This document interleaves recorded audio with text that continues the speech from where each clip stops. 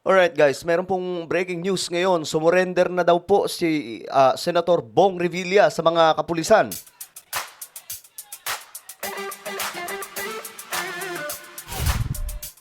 Yo, magandang oras po sa inyong lahat at eto nga po, no, titingnan po natin ngayon ang impormasyon. Ano nga ba ang nangyari? Sumuko na daw po si Senator Bong Revilla.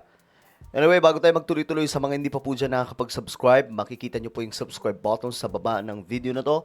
I-click nyo lamang po yung subscribe, i-click ang bell, at i-click nyo po yung all. Sa mga nanonood naman po sa Facebook, i-follow nyo po yung ating Facebook page. Okay. Tingnan natin yung update ngayon kasi ayon sa report, sumuko na daw po si Senator Bong Revilla sa mga kapulisan. So, siya po yung kauna-unahang big time na politiko na nadawit at ngayon sumuko na daw po. Eto mga sangkay, tingnan po natin. Ito yung isa sa mga video na kumakalat ngayon. Sumuko si Senator Ramon Bong Revilla Jr. matapos maglabas ng arrest warrant ang Sandigan Bayan. Saan naman yan ang galing? So ito po siya mga sangkay.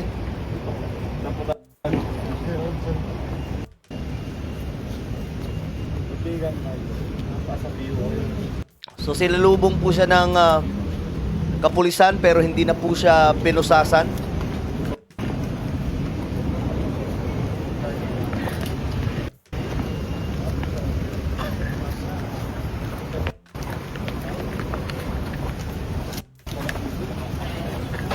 Sir, any reaction po, sir?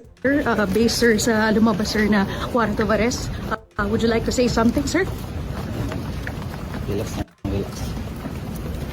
Masyadong malungkot po si Senator Bong Revilla, no?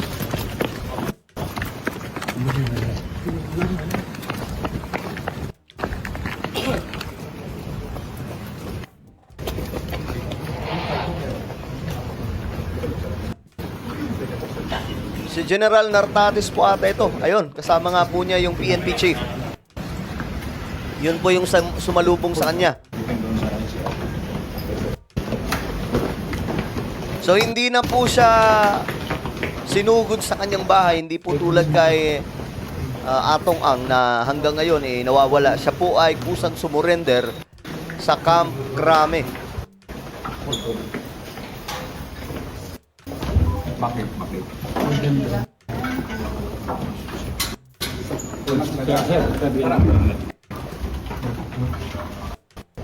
So hindi pinapasok yung media sa loob. Okay.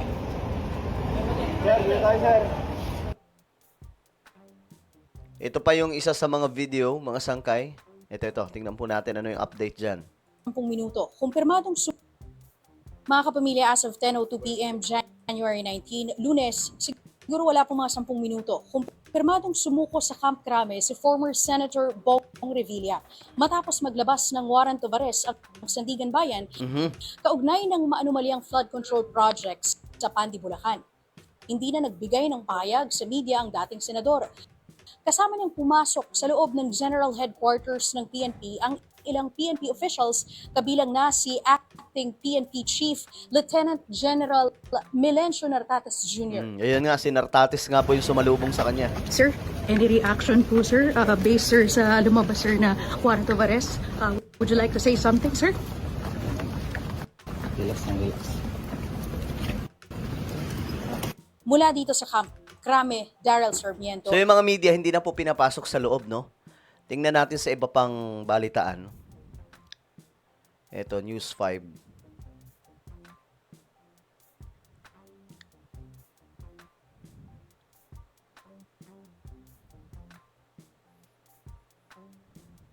Ito. May video din dito.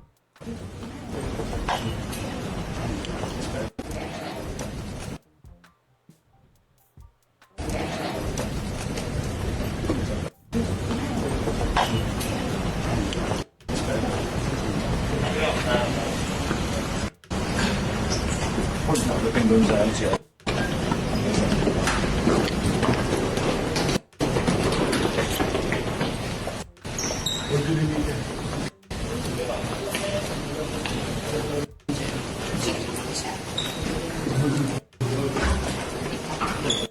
So hindi ko alam kung may lalabas pa tong video mamaya mga sangkay.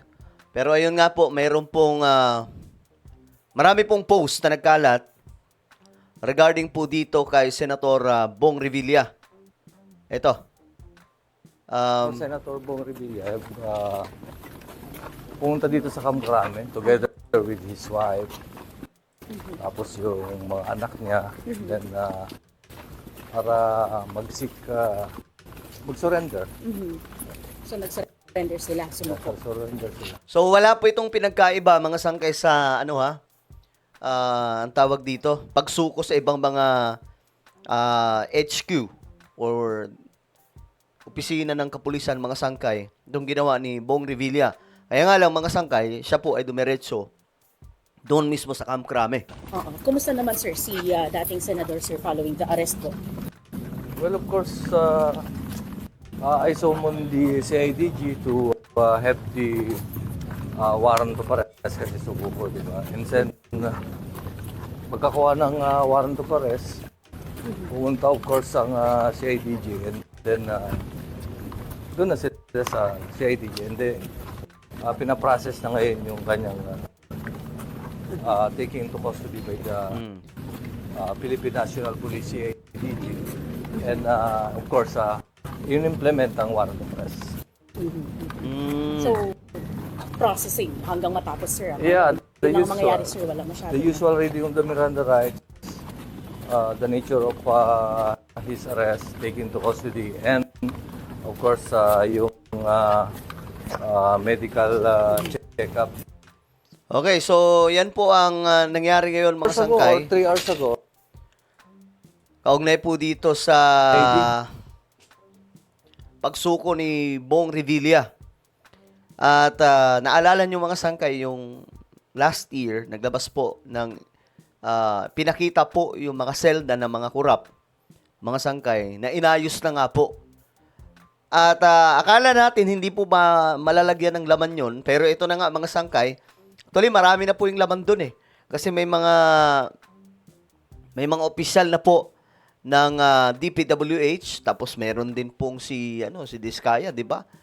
At marami pa po ang susunod at ito na nga po si former Senator Bong Revilla, kasama po siya diyan na si Zelda, no? So marami pa tong susunod mga sangkay kasi maraming naka-line up. Nagkataon lang na nauna si Senator Bong Revilla. Alright? So ano po ang inyong opinion? Comment down below. Mayroon po tayong YouTube channel. Ito po ay Sangkay Revelation. Hanapin nyo po ito sa YouTube ngayon din. Kapag nakita nyo na, i-click nyo po yung subscribe, i-click ang bell, at i-click nyo po yung all. Ako na po ay magpapaalam. Mag-iingat pong lahat. God bless everyone.